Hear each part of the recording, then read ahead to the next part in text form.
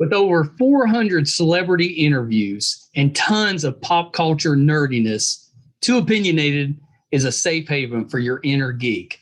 Find us at meistercon.com or on YouTube under MeisterCon Pod. And please subscribe. It would really help us out. Thanks, everybody. Hi, everybody. Welcome to another edition of Too Opinionated.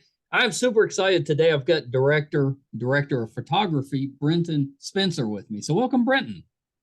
Thank you, Michael. It's a real pleasure to be here, and I'm excited to have an exchange and share some ideas and stories and just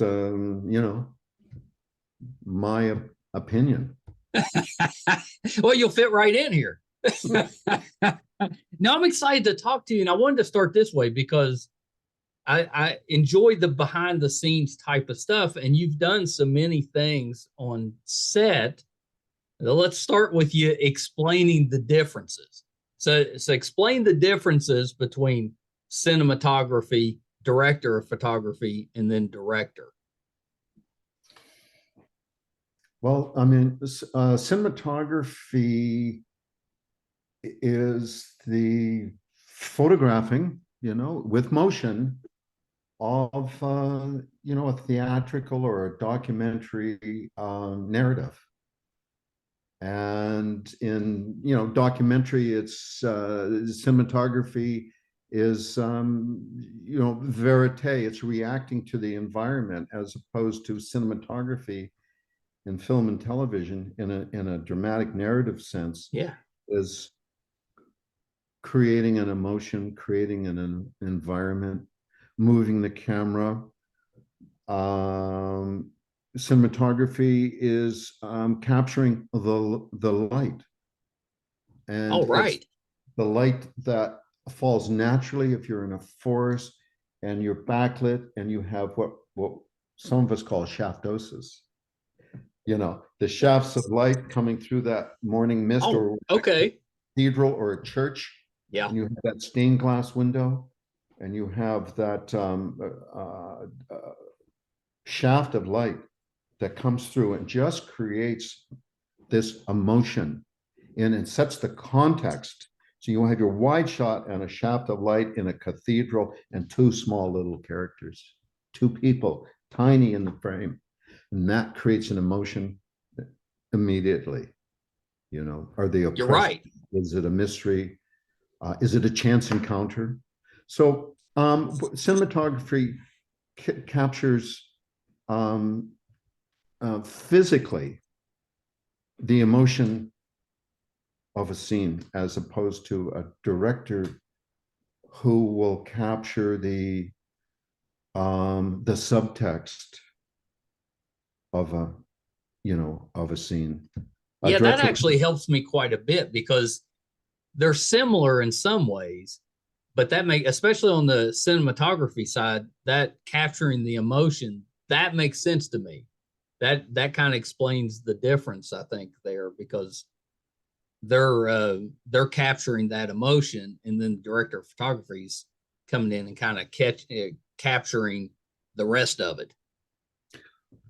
There's a wonderful scene in The Searchers, I think it's the last shot, where John Wayne is standing in the doorway of the cabin. Yeah. That is an extraordinarily difficult shot. It was in Technicolor. And the ASA, I don't know, would have been 4, whereas today it's 2,500. Wow. And it was 3-stripe Technicolor, so it's shot in a camera that just the magazine to hold the film is that wide. Whereas today, well, there's no magazine anymore, and lots of films have been shot on. And so just the technology needed for the John Ford to say, let's see, and I forget John Wayne's character in the Searchers, but we want to see his character in the doorway, because it represents his alienation, his aloneness, his a man against a a man alone against men, a man alone against the environment, he's silhouette in this frame.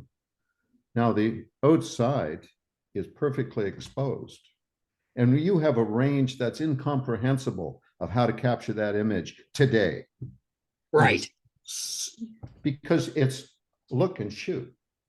You know, if you can see it, you can shoot it. And that's, I think, where the artfulness is around today with digital, but in Technicolor and in black and white and silver nitrate, it was extraordinarily difficult to get those images, because remember, when cinema first started, no one had ever actually captured those images before. So Right. maybe a couple of months ago, maybe last year, but when I was shooting on the flash, they had been captured 120 years before. Not maybe Wow. digitally, but someone had made a moving picture, and a few months before, no one had. I mean, that is amazing. And is that why, like, The Searchers is one I had heard was shown a lot in film school.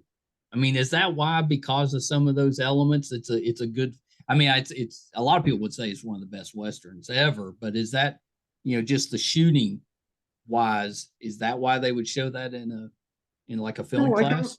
I don't think so, because I think we never, well, I don't think that in film school, the technological struggle to get the very first images, Yeah. in silver nitrate and black and white, and then later on in Technicolor, what an extraordinarily difficult technological process that was. So I think when you look at The Searchers, it's The Searchers is film about alienation. It has a certain existential quality to it, and as you bring it into film studies, it becomes part of the canon, of what you reference to understand film and to talk about film in film studies. Certainly the composition, is breathtaking, extraordinary. My favorite John Ford movie is She Wore a Yellow Ribbon. Oh, yeah. And when you talk, and it was Technicolor, and it was in Monument Valley, and it was, the scope of it was huge, but there's a famous story. Now, I don't know if it's true or not, but when you print, what was that famous line from The Man Who Shot Liberty Valance, when the truth becomes, oh, I fact? should know that. I've seen that movie like 100 times with my father. That's one of his favorites. When the truth when fiction becomes truth, you print the fiction. I'm paraphrasing. So this is a story about wide shot, Monument Valley, Technicolor, 3 cameras, huge wagon train. You can see the clouds rolling in the distance, and that's verisimilitude. It just happened. John Ford did not check a weather report. He just knew on that day we had 150 people and 75 horses and a wagon train coming through Monument Valley, and you could see the clouds roll in the shot. Yeah. So they're moving in quickly, and then lightning, real lightning, not visual effect lightning that you punch in with a plug-in and you do it with a keystroke, but lightning created by a higher power, or maybe just clouds rubbing around and friction, or whatever. I mean, did they have to plan that around the shooting? Like, if they needed lightning in the scene? No, it just happened. He didn't know it. And the cameraman said, because no one had ever shot real lightning. And apparently the director of photography said, take my name off this. He said, we can't shoot. There's lightning. I don't know how lightning is going to expose on Technicolor. Yeah. Take my name off the slate. So the story goes. John Ford said, no, boys, keep rolling. And when you watch that and you see it today, you see the lightning crack across that desert landscape, across Monument Valley, and the wind is blowing, and you have John Wayne in his yellow scarf and the cavalry hat, and then the horse and the wagons, and it's just extraordinary. Yeah. And then you have luck, you have chance, you have like real lightning, and it's amazing. And that's what movie making is. That's quintessential. What's movie making? It's about being prepared enough so you can capture the magic, so you can, take advantage of just chance.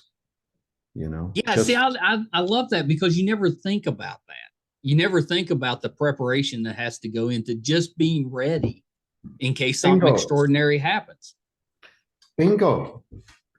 Prep, prep, prep, prep, prep. Scout your locations.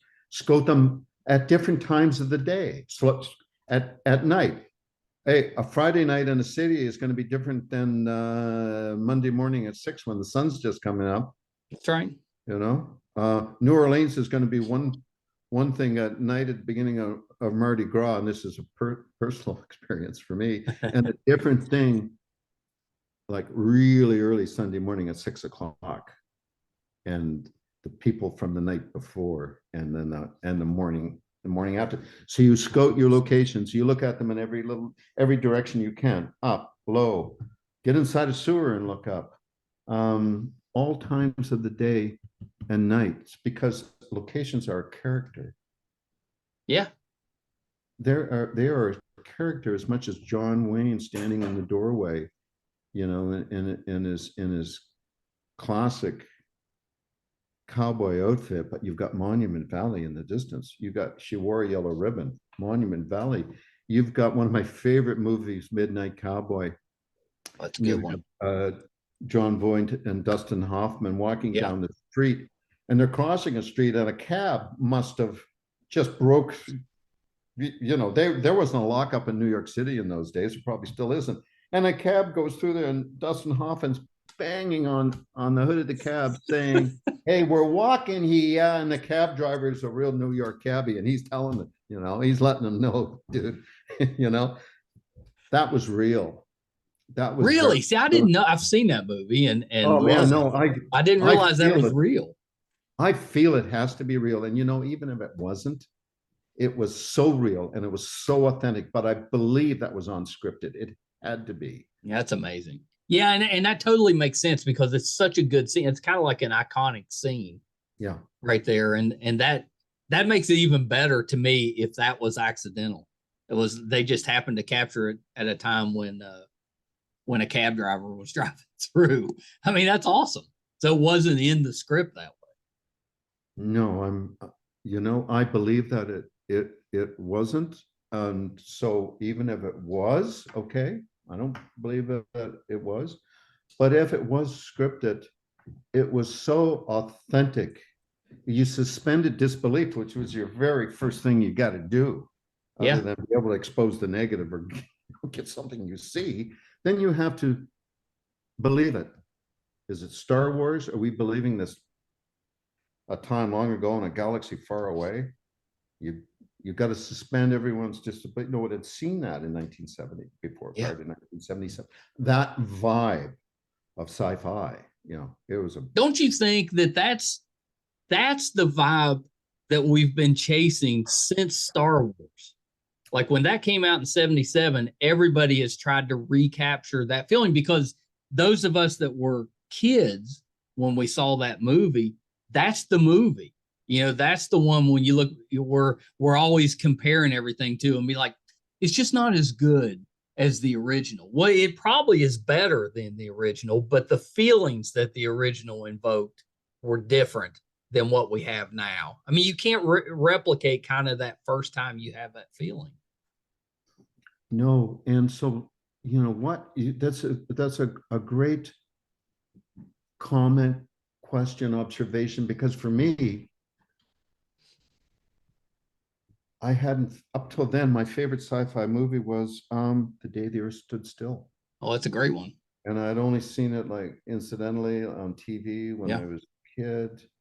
And then, wow, Star Wars. The Godfather, may have been Yeah. One of those moments, because Gordon Willis and of course Francis Ford Coppola, but just the lighting, it was theatrical, but it was real. And Yeah. we were, Gordon Willis, we hiding, the top light and hiding Marlon Brando. And he did that because the makeup, and this is where function becomes form, where the Yeah. need to, because if the light came in from here, you would see the prosthetic makeup and the appliances. So come down, come See, down. I would never have thought of that. Never Well, occurred to me that they might need to kind of think through how they shoot that scene so that it doesn't give some of that away. Yeah, I think that's really interesting. I worked for many years with Stephen Cannell and Stephen Cannell Productions, and Yeah. shot a lot of pilots and a lot of TV series for him. And every once in a while, he'd be watching dailies, and he was in LA, and he would come up to Vancouver, but he'd phone me up and he said, Brenton, I don't know about this set, or this location. Oh, can you just throw it out of focus a bit? I don't think we should draw our attention to it. Wow. I learned so much from that phone call. He said to me once, and my first job as directing was for Stephen Cannell. And he said, the edit is the final rewrite. Wow. You can change the story? You mean when they give you a script that doesn't change? Wow.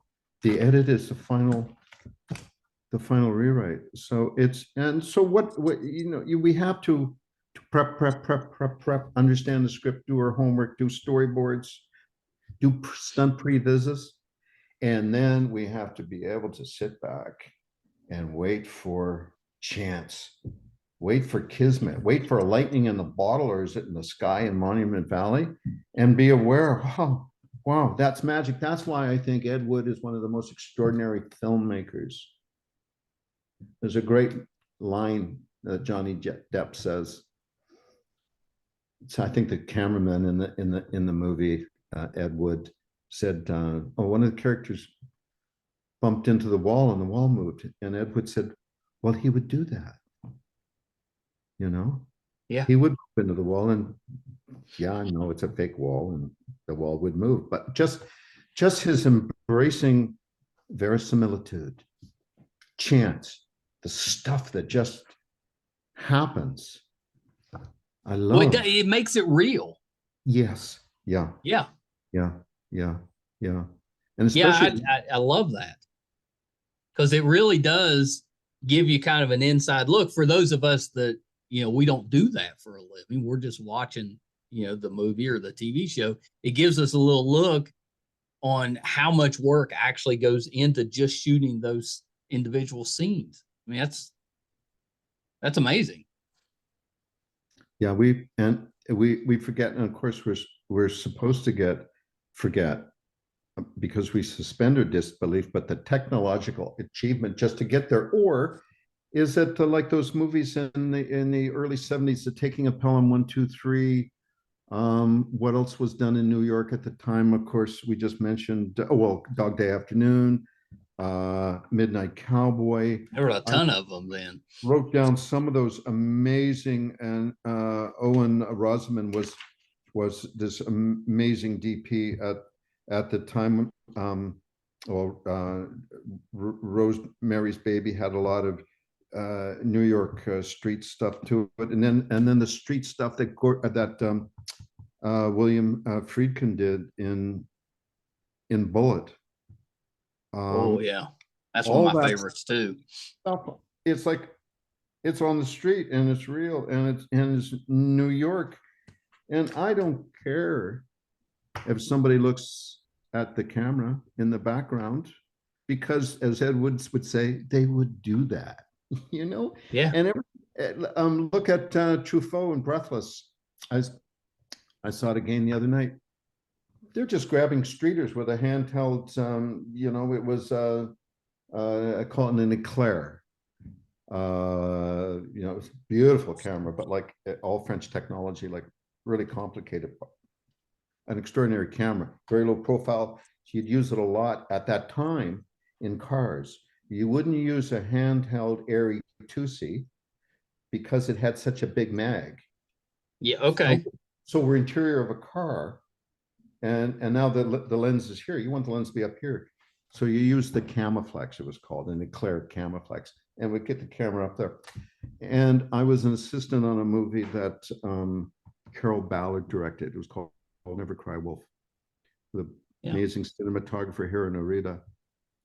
And that was, we had a Panaflex and all the lenses. We just used that for the dialogue. There wasn't a lot for the sync dialogue. There wasn't a lot of it. Everything else was shot on the Camaflexes, on the Eclairs, with Nikon still lenses. The Nikon, I'm going to nerd out here a bit. The Nikon AI. We tend to do that on this show. What a great opportunity, you know. Nikon AIS lenses, and they're made of metals. Today there's a lot of plastic in the lenses you get, and these were still lenses, and they were used you know, in the Vietnam War. I mean, I don't know of a still photographer during that period would have used anything other than a Nikon and Nikon lenses. The AIS lenses were then adapted to cinema, and I collected a bunch and created a set of these lenses and had them remounted so they would work on a cine camera, on a motion picture camera, and then I shot a movie, you know, with them because I wanted to, you know, because I loved the glass. And I love how cool it is. Those Nikon AIS lenses have a cool, cold quality to them. Yeah. And the way light hits them and creates, and they have a character. Lenses have a character, you know, personality. Yeah, I never would have thought that, but listening to you, I could totally believe that. Where different lenses would have a little different personality or evoke different you know, feelings. You know, so I'll go back to Breathless. So not a lot of money to make those movies, but we'll grab a camera and we'll be as still as possible. We'll go handheld on the street. And somebody's going to look in the camera. Yeah, it's going to happen.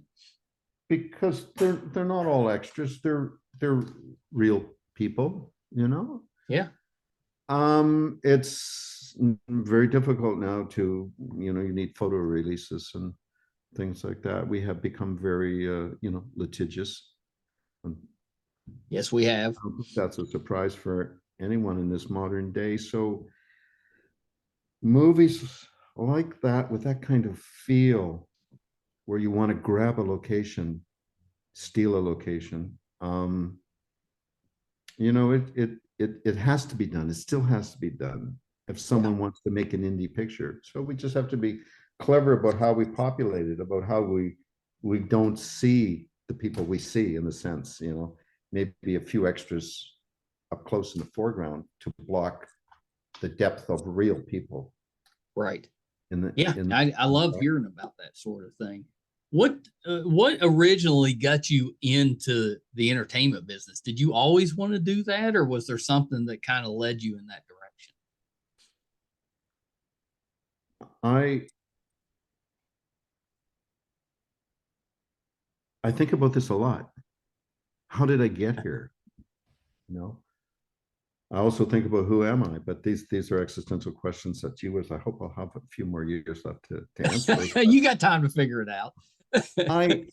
I remember writing. I remember we made these dioramas out of a shoeboxes in grade 3 or 4. Oh yeah, I remember that. And it had, you know, my buddy had, you know, whales, and he really got into whales, and then we decided we would write a novel. We were in grade 4 about whaling, and hadn't even heard about Moby Dick, and finding a giant piece of ambergris, which was worth a fortune. And we'd go underneath the kitchen table, try to get away from it, or the dining room table in the living room, which of course you only sat down and at it on Sunday, right? That's That's the only right. time. That's Other right. than that, it was a good place to hide. We never finished the book, but it got me into the sense of telling stories, Yeah. creating a narrative and finding a hero. So then I'd have my toy soldiers, and I would create heroes and situations and scenarios and things with them.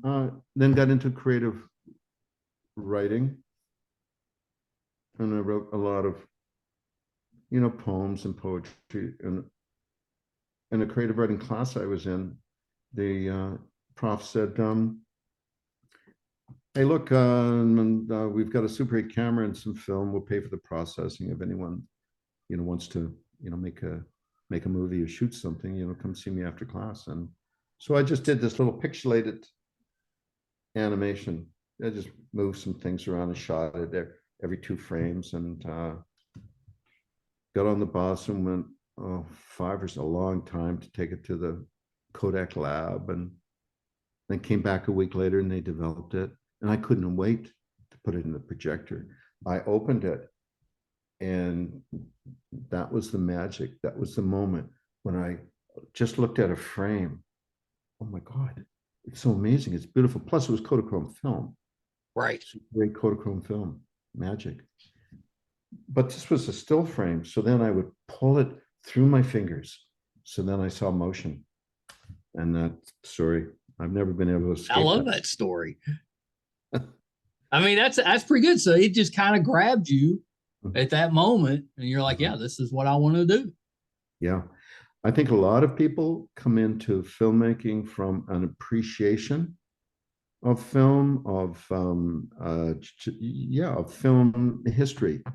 Yeah. And seeing old movies, or Citizen Kane, or I came in from a tactile technological kind of, oh my God, this is motion. Yeah. And then I worked backwards. Yeah, it's like you discovered something. Yeah. And that old box in the attic, and gee whiz, I wonder what this does. It was that kind of thing. Yeah. And then I remember I had a job as a projectionist in university, and I had to project Battleship Potemkin for several classes over a week.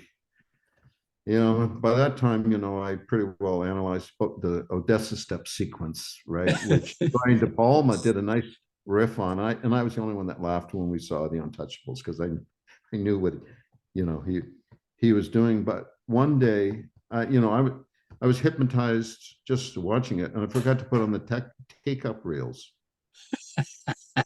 And it's a small little booth, and pretty soon, yeah, you're buried. The film was up to there. But yeah, just the magic of the flickering light. That doesn't. Yeah. Well, I mean, did you ever did you ever have an idea that you might act, or was it always about being behind the camera? No, I did. And I'll tell you how I got that idea out of my head.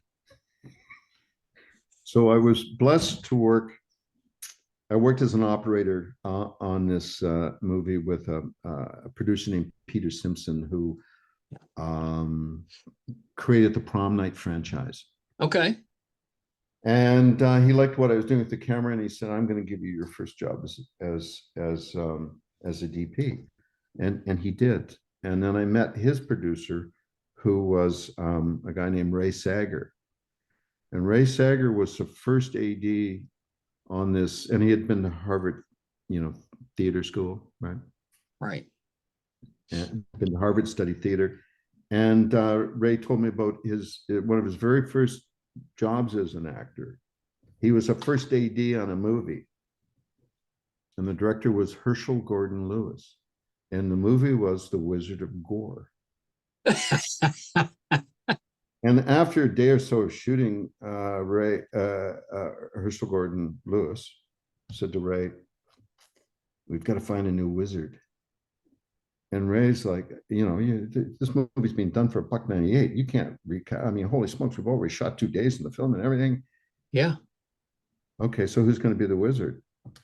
And Herschel Gordon Lewis said, well, you are, Ray. And you'll, well, who's going to first be the first AD? Well, you will be, Ray. So I learned so much about the grammar of horror film from those two guys. Yeah. But I also thought, and I'm going to answer your question. I thought maybe I'm an actor too. You know, I'd acted a little bit in university. Who didn't? And so they sent me for an audition. It was absolutely humiliating. The most humiliated. And trust me, I've been humiliated as a director. But this got the notion out of my head that I will ever act. I mean, did you fall down? What made it so humiliating? You know, basically, I'm just illustrating the situation. But you know, if my line was, you know, what's that on the road ahead? It was actually, what's that on the road ahead? So I didn't have a sense of timing Right. or the music that an actor inherently has. You know, actors. See, I'm glad you brought that up because people think, I think by and large, non-actors think acting is not that difficult. And I always say, try it because it's an art, you know, and a talent that you have to have in order to get those nuances where most of us, you know, if you give us even just a single line to say, it's uncomfortable saying it if you have to say it for camera because we have trouble capturing kind of those authentic type of moments when we're pretending, you know, when we're not in the moment. And actors, they can turn it off and on. And I think that's where the talent kind of lies, and they don't get the credit maybe that they deserve because it's a tough profession. Well, and actually, in what I believe in what we do in film and television, it's the very first profession in the history that got us because it started. Well, maybe it started with Aristotle and the playwrights, but I think no, the storyteller came first and then the actors. Okay, but the actors. Yeah, I think that's right. We probably told the stories first. Well, yeah, and you know, I like to say that, you know, 10, 20, 50,000 years ago, it's getting longer all the time when early man, you know, settled together, there were those hunters and gatherers, those people that went out of the safety of the cave and fought the saber-toothed tiger and went into swamps to get the plants to make the poses and the medicine. But then if you're an alien beast or maybe a mountain lion just sitting watching what's going on there's always one guy that really never, a man or a woman who never really left the cave and the fireplace. And who was this guy? Well, at the end of the night when everyone would gather around, he would tell stories and he would create the mythology of the group. And so back then, 10, 20, 50,000 years ago, they gave weight. Right. You know, one of the most important people. He's not helping us get food and survive, but he's helping us survive in another way, in an emotional way. Well, yeah, he's kind of those are kind of your early history recorders and storytellers making up stuff. Yeah, for sure. Like lightning. Where did that come from? And is it dangerous? Or, you know, help us out here. And he would weave some kind of story. But, you know, if we believe in such and such, if we have a totem, you know, if we get the skull of a beast and mount it on us, you know, whatever, right? And so they gave the storyteller equal importance to anyone else, to the poultice makers, to the smartest warrior, to that person that could actually at a flint make a weapon. They gave equal weight, i.e., equal amount of food, clothing, and shelter to the storyteller, because he protected them in other ways. You know, and don't filmmakers and directors protect us in other ways, especially the last few years of being locked in and locked out from each other. And Hollywood suggests that that's what's so important about Top Gun, the reboot of it. It got people back in the theaters. Boy, it did. It did. I think that was the first one we went to see.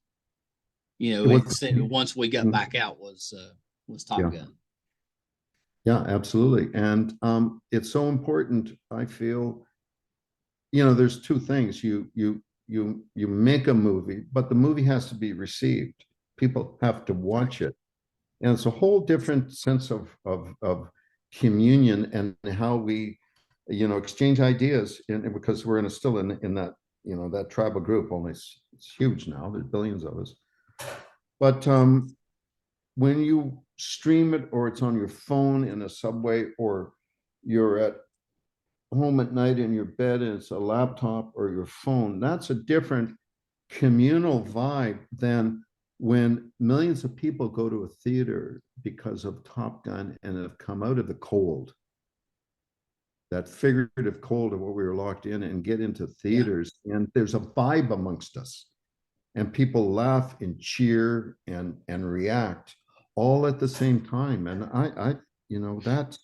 that cannot be discounted. The importance of us going to cinemas together and sharing an event. It's different than a sporting event. Yes, it is. Film is hypnotism. You lose yourself. You don't lose yourself at NASCAR.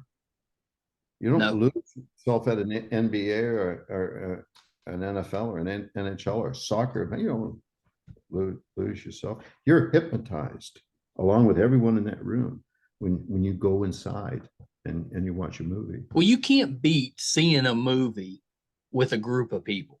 It's just better. Oh, yeah. Because you kind of ride the emotions and stuff with the crowd. I did. I was lucky enough to get to moderate for William Shatner. He came through and did a viewing of Wrath of Khan, and then did kind of a Q&A afterwards, and I moderated that Q&A.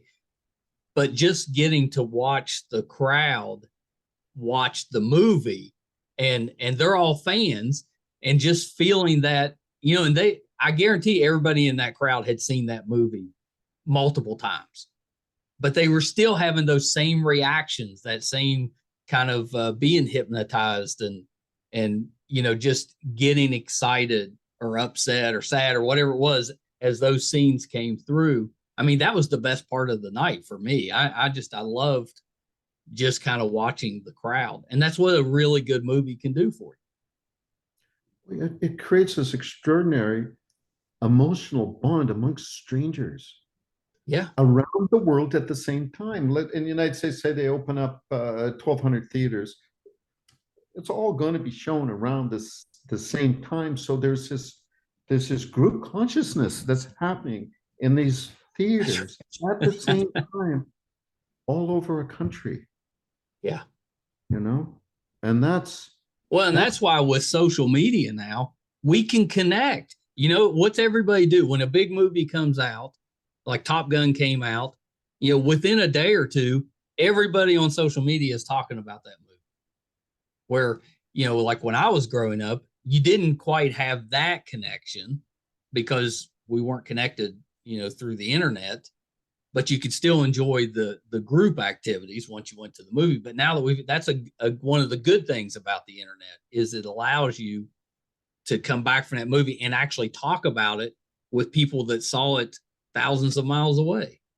No, you're absolutely right. And that is a wonderful observation, because prior to the internet, the experience, while it's this group's experience that I just talked about, now with the internet, it can continue on. Yeah. It has scope. I hadn't thought about that. You're absolutely right. Yeah. Yeah. It's like you get the feeling it's not exact, because you're not going to recapture exactly what you felt in the theater, but you can continue it a little bit. You can You know, continue you it. And can, you especially when you're coming out and it's a good feeling.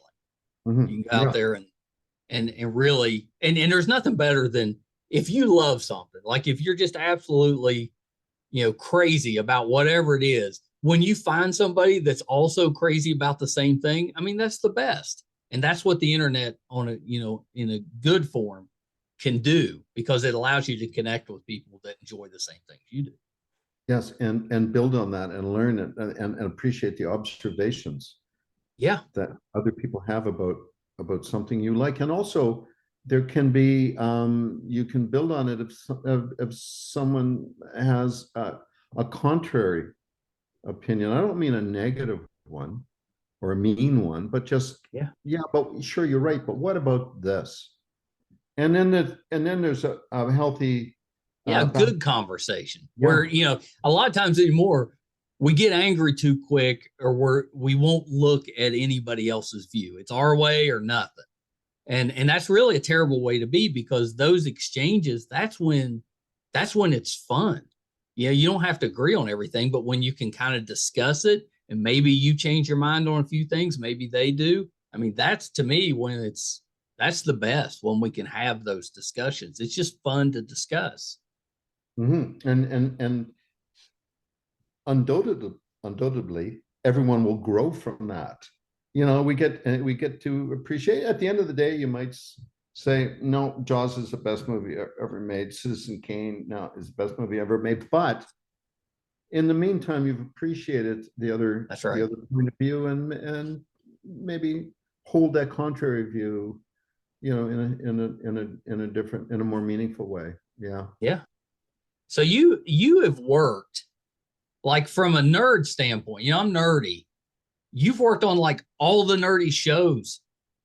I was going back through just the stuff you've worked on. I watched all of them. I mean, I was going back, even when you go back to some of those shows from the 90s and the early 2000s. I mean, I think you worked some on First Wave and Sinbad, and I know you did Andromeda. We had Kevin Sorbo on the show a couple weeks ago, and I know you did a movie, I think, with him too, didn't you?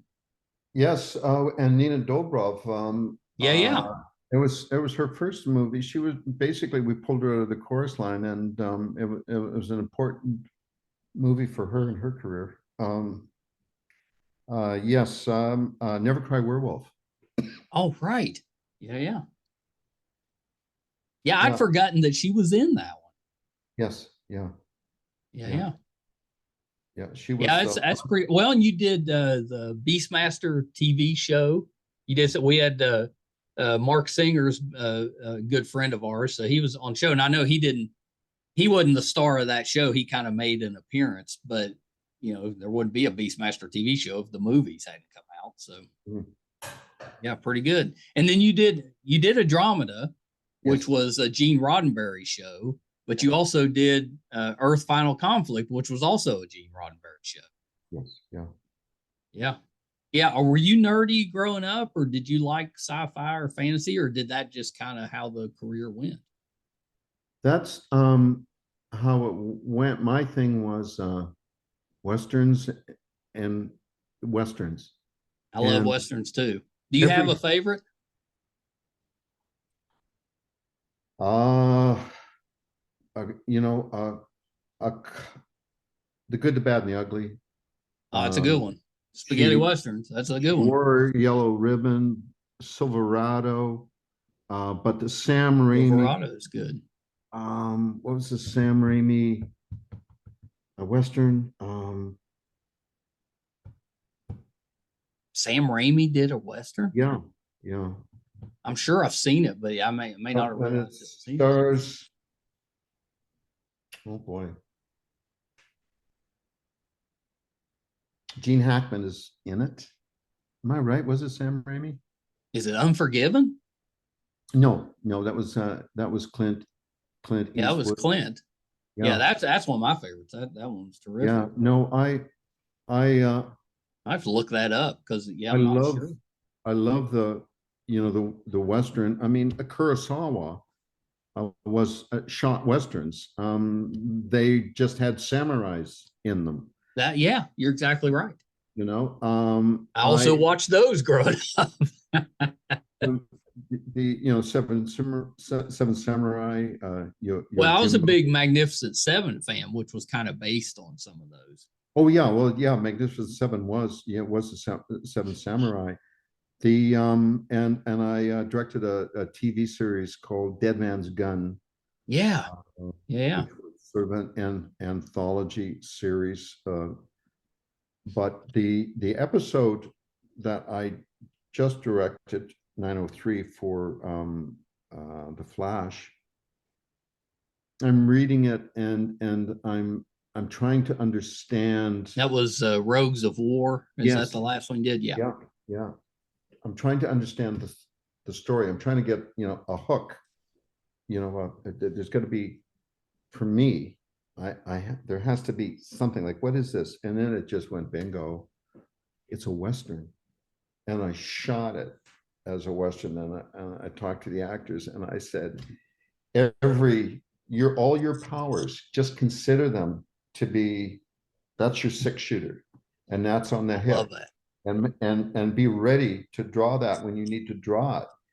Get your fingers ready. The guy in the black hat always does that. He just makes a big deal about getting ready to, and the good guy is just boom, beats him to the drop. I said, so get ready to your power is your gun. So play it as a Western, confront each other with a Western. Love it. Use your eyes a lot. It was just I mean, Flash, I'm a former comic book store owner too, so I'm pretty nerdy, but Flash, of all the CW shows, I always thought it was the one that looked and felt the best or the most authentic, which isn't easy to do when you're dealing with, CGI and villains and people with superpowers and stuff. But I always thought that it was really well done. And I love the fact that the show gives a lot of fan service. They fit a lot of stuff in that kind of just gives you little nods to the source material. Easter eggs all the time. Yeah. The fan reception and is so important to the writers, to Eric Wallace, who was our showrunner from season 5 under Todd Helbing in season 4. But it was so important to give those nods and those Easter eggs to we love those. So there were a number. We shot the Flash in Vancouver, and of course there was Supergirl, Batwoman, Legends of Tomorrow, which very cool. Green Arrow, Arrow. Arrow. Of course. But I always felt, Greg Berlanti, and we were always reminded that the Flash is about heart, humor, and spectacle. And when you look at any episode, and in mine about in 903, it was Iris's angst. The emotional obstacle was for her was, it's very important to have a family with Barry, but do I give up my career? And this question of, who am I? Who is Iris? Yeah. And that was the heart of it. Love it. The humor. I mean, there's just so many beautiful, because that was the thing where I said, okay, guys, you got, okay, great role. Great. You're happy with that? Great. And this was the Rogues, right? Yeah, great. Okay, now try something, anything. And remember, nobody pays for Under the Top. And so there's so many beautiful moments, because then they knew, wow, we have this wide right. They can let loose. And because the edit's the final rewrite, we can heart, humor, and the Greg Berlanti, heart, humor, and spectacle. Of course, he's channeling Aristotle, who basically said the same thing in the Poetics at least 2,000 years ago. But we were heart, always reminded by Eric Wallace, and J.P. Finn, of course, the producer of the X-Files, was our producer. And that was a wonderful duality of Eric Wallace and JP Finn, and I would say, you know, you guys, and it's shown in business what a great team you are.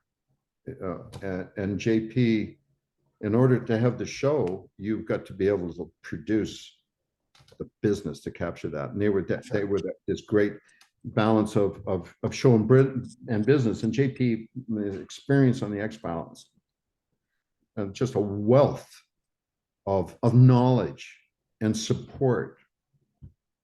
And what about this? And not being able to not being afraid to spend the money too. So when we look at those and one an example of spending the money was the 100-foot techno. Oh, right. Just uncrated. And I forget what. Oh, I know what episode it was. It was my second favorite. My favorite, of course, is 903, but it was Greg Smith, and he directed Entering Flash Time. Oh yeah. Season 4. Extraordinary episode. We talked when JP leaned over and he said, what do you think about the 100-footer? He just whispered to me in the production meeting, and I looked at him, okay, you're on. And so then I said, okay, you know, I think in the scene, interior of the warehouse, when we're following Flash through it, and it's in Flash time, and Joe's frozen, and there's the shootout, and everyone's frozen, would just whip through there on the 100-footer. And JP says, what? 100-footer? Come on. And I looked at him, he sat right beside me, and he just gave me a little smile, right? And that episode is just extraordinary for the heart. Humor was ironic with you know, Tom Cavanaugh's scene with his daughter. Yeah. And anything with Cisco in it. But that show had spectacle. Holy it did. Smoke, that episode. But if this was professional wrestling, the Flash would be the Ric Flair. Because I like that. Because we're and I got Ric Flair's famous quote. So I believe that we're the style and the profile and the Rolex wearing, limousine riding, jet flying, kiss stealing son of a gun of the Arrowverse, because the kiss stealing is the heart of it, you know, and just the humor of that quote, and then the spectacle. And yeah, we're the Ric Flair of I know, I love that. I'm going to use that. That's awesome. Yeah. I love that. I love that you've been doing this for so long, but you can tell you really love it. You're you know, after all these years and stuff, you still love it. I can tell by the way you're talking about it. Oh yeah, and you know, talking about, and I said you got to, and then you just got to let it go. Okay, part of my hubris is I'm not going to step over what we call Hollywood gold.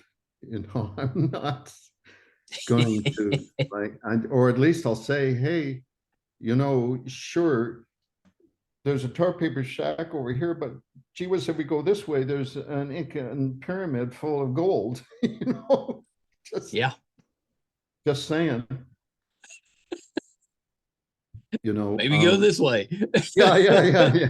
Please, let's put the 10 mil on, and let's put it low, and let's get glossy floors, interior of the Time Vault. The Time Vault was one of my favorite sets, because it was there's incredible elegance and simplicity, and the walls and the set, and a 10 mil lens. 10 mil lens is huge, right?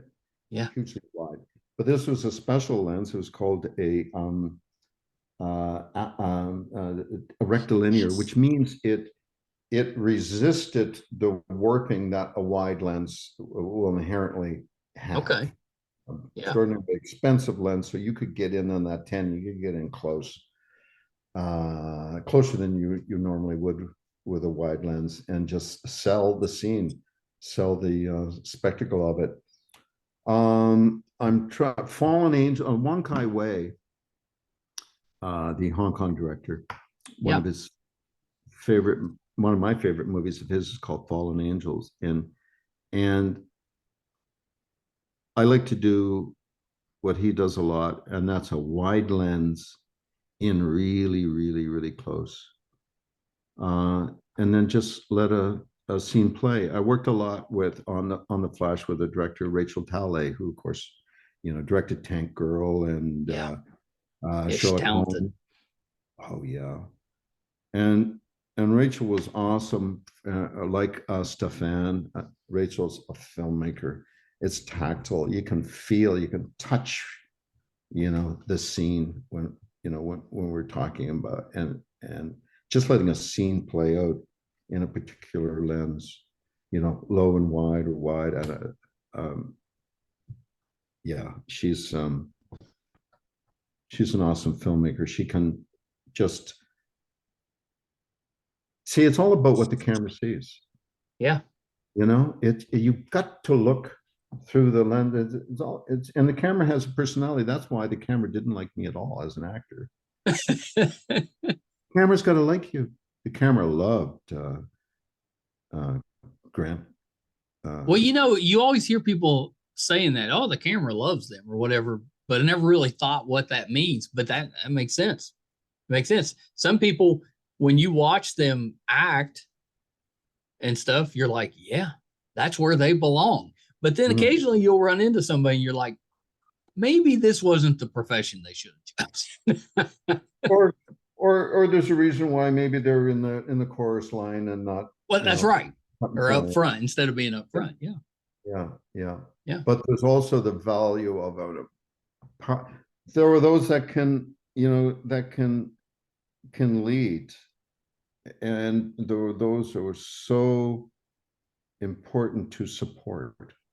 Yeah. And I think an actor knows that early on in his career. Well, if they don't, they're going to find out. Yeah. Pretty quick. Somebody else is going to let them know. Yeah. Well, so Brenton, I know we got to wrap up here in a minute, but I wanted to ask you about when I was growing up. My favorite book through elementary school and up through middle school was Last of the Mohicans, and you directed a show based on Hawkeye. Yeah. With that years ago, which I kind of vaguely remember, but it's just been too long. But I think didn't that show have like Linda Carter in it? Yes. Yeah. That's what I thought. I thought. That's been a while. That's probably early 90s, maybe. That's right. Yeah, it was around 94. Yeah.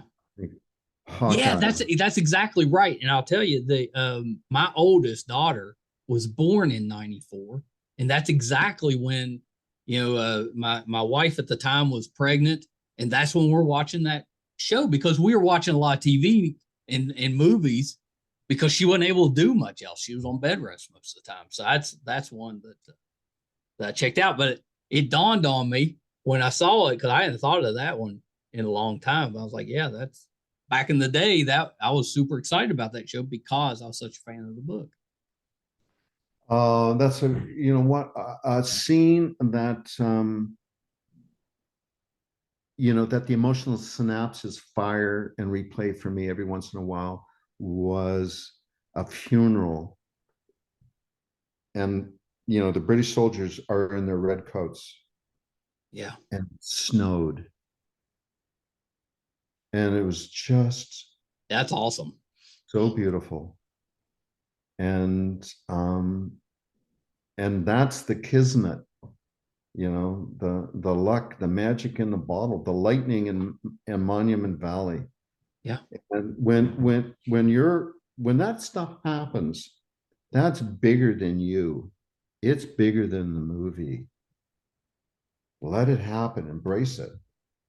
For any director, and when you have, like, I've always wanted my favorite, and I'd like to get this in a movie, but I'd like to see it. So please, anyone that's watching this, you're welcome to steal this idea.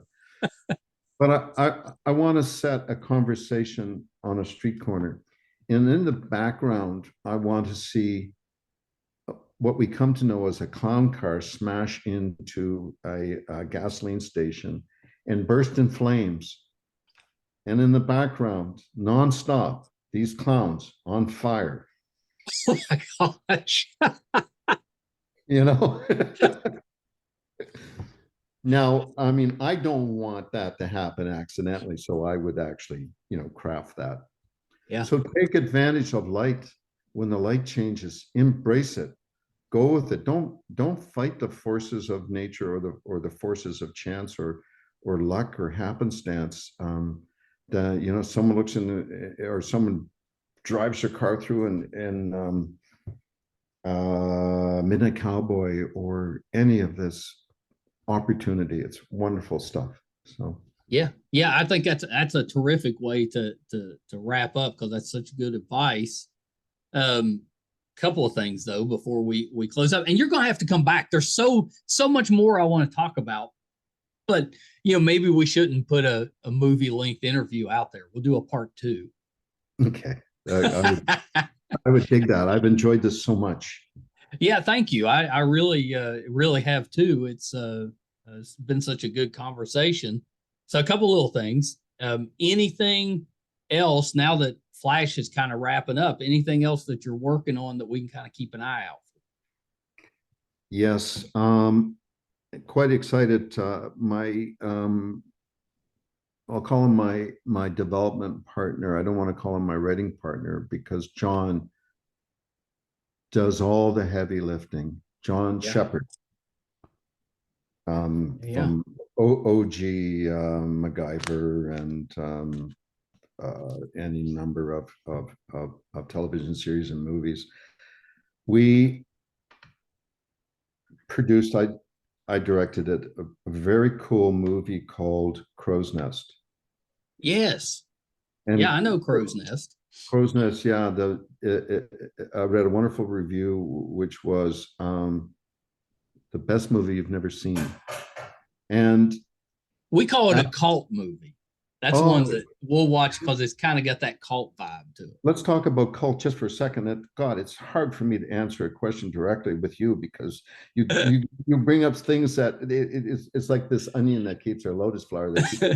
Okay, so the ultimate cult film is shown at midnight on Friday night at the Waverly in Greenwich Village, right? That's where El Topo was shown. That's where Rocky Horror was shown. Annie, and that's where Crowsnest was distributed by IFC, who owns the Waverly, and they showed it at the midnight screening on Friday night. That's there you go. E-screening, okay? That's cult status right there. Yeah, 4 people attended because that's the only time in the history, and you can check out the weather report, that 2 tornadoes hit Manhattan.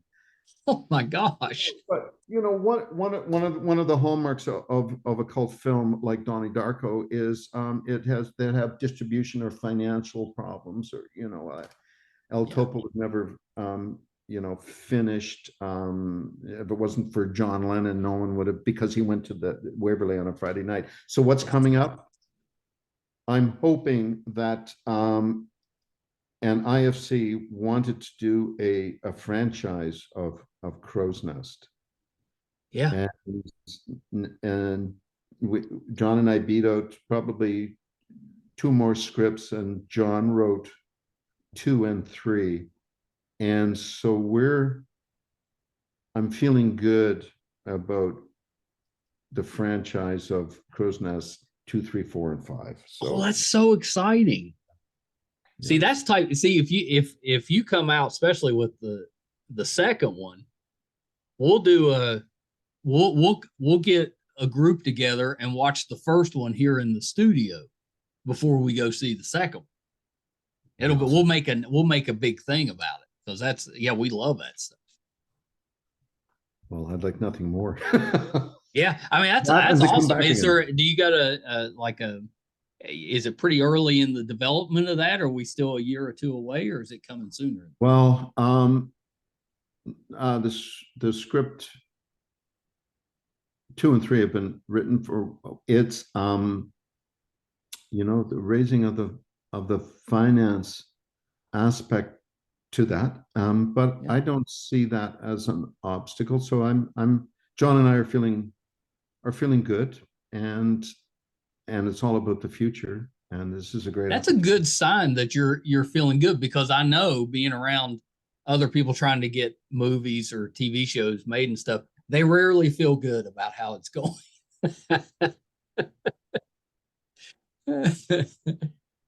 Well, that's Brenton. This has been the best. We didn't even get to talk about Stargate Atlantis, which I'm a big Stargate fan, but I think Stargate Atlantis was it had the best scenes. It was the prettiest to watch, if that makes sense. It was just really well done. I was always a big fan of that show, and you were pretty involved with it.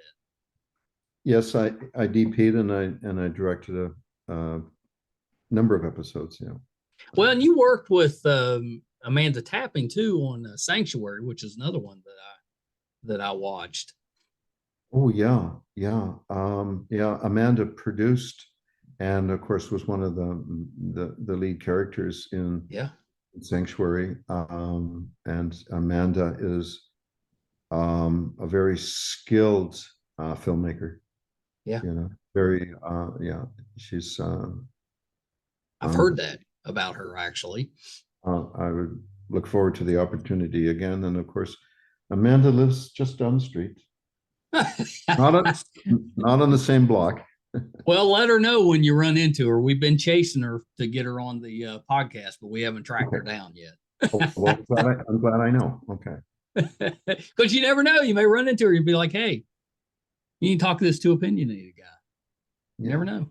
You never know. So Brenton, but last thing before we wrap up, are you on social media? And if you are, where can we find you? Oh, yes. Brenton Spencer on Facebook. Brenton for Spencer. Brenton number 4 Spencer on Instagram. Oh, very good. Yeah. And Brenton Spencer Films on Twitter. Oh yeah, you got them covered. Yeah. And you know, I'm a bit of I love you know, concepts in film production and film theory. So when I and distribution. So my Twitter is more associated with those kind of things. You know, audience reception, and I think that's a good way to do it. Separate them a little bit, and then you can do Instagram can be the more personal one. Yeah. I like that. Well, Brenton, please come back again. So this has been a great conversation. I've really enjoyed it. But yeah, you got to come back. There's so much more we could talk about. It'll be a pleasure. And this has been a wonderful experience. And it was, you are so great. Thank you. Gee whiz, the questions that you ask, there's no, I mean, I just go, I eventually come back and answer the question though, don't I? You do. Yeah. I actually like the way you do it, because we get into so many different, just like I'm kind of sparking things with you. It's the same. You go in a different direction. That puts me in a different. Yeah, no, that's the fun part with the conversation. Oh yeah, it's been a great riff. Thank you so much. Yeah. Well, thank you so much. Too opinionated. You were just enough.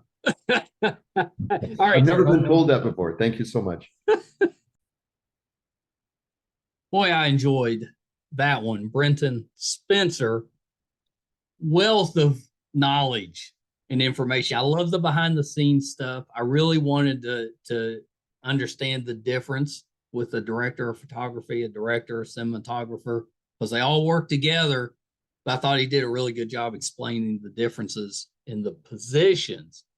Now, I want to take a minute, because we could have talked for maybe 3-4 hours and stuff, because there's so much that he has worked on and been involved in. So I want to read through some of these, and there was a few I absolutely wanted to ask about and just ran out of time. He worked on a remake when I was growing up. We didn't have cable, but my grandmother did, And I would go over there. And one of the shows that I was allowed to watch was I think from the 50s, but it was a show about a dog called Rin Tin Tin. And I absolutely love that show. Well, in the 80s, they remade it into a Rin Tin Tin Canine Cop.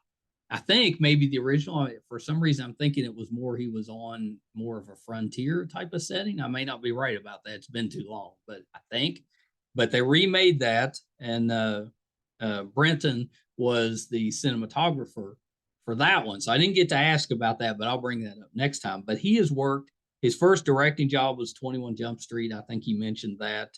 But listen to the nerdy titles he's worked on: First Wave, Adventures of Sinbad, Outer Limits, FX the Series, The Crow, Nightman, Poltergeist Legacy, Andromeda, Beastmaster, Earth Final Conflict. He did some on the Chris Isaac show, Mutant X, Stargate Atlantis, Sanctuary, and then of course, Friday the 13th. I think he had a role in the one that took place in Manhattan, and of course, he has done so much work on the Flash. If you're a Flash fan, you owe a lot to Brenton, because he has made that show just terrific. Hope you guys enjoyed that one as much as I did. I thought that was so much fun. If this is your first time finding us and you enjoyed it, we could really use your help and your support, and it's free. I'd like to get that out there. I'm not going to ask you for any money, but I will ask for you to subscribe, because that's kind of the currency that we use, those subscriptions, to go out there and get guests and to get people to come on the show. And I've said many times before, but I think our show, our guest list is as good or better than any other podcast or talk show out there. And I'll stand by that. I'm so happy, thrilled, honored to have all of these amazing guests on the show. So if you would like to support us, a couple ways you can do that. If you're watching, go to YouTube, MeisterCon Pod, hit subscribe. That's it. That would help us a ton. Give you access to all the video portions of our podcast. If you're listening, wherever you listen to your podcast from, whatever application you're using, just subscribe there. That helps us. You can find, we're almost to 550 episodes, couple away. You can find all of those, audio and video, on our website, meistercon.com. You could also find out about what we have going on. If we're doing something in studio, like watching Crowsnest, that'll be on the website. If we're going on location, if we're covering a convention, we just, Brett and I just covered DualCon, which was a local gaming convention. We were lucky enough to go, and we did a podcast panel. We judged the cosplay contest. We emceed or were the auctioneers for their on-site auction. We just had a blast. So if we're doing anything like that, that'll be on the website, meistercon.com. So please check us out there. Thank you guys so much. Until next time. Bye, everybody.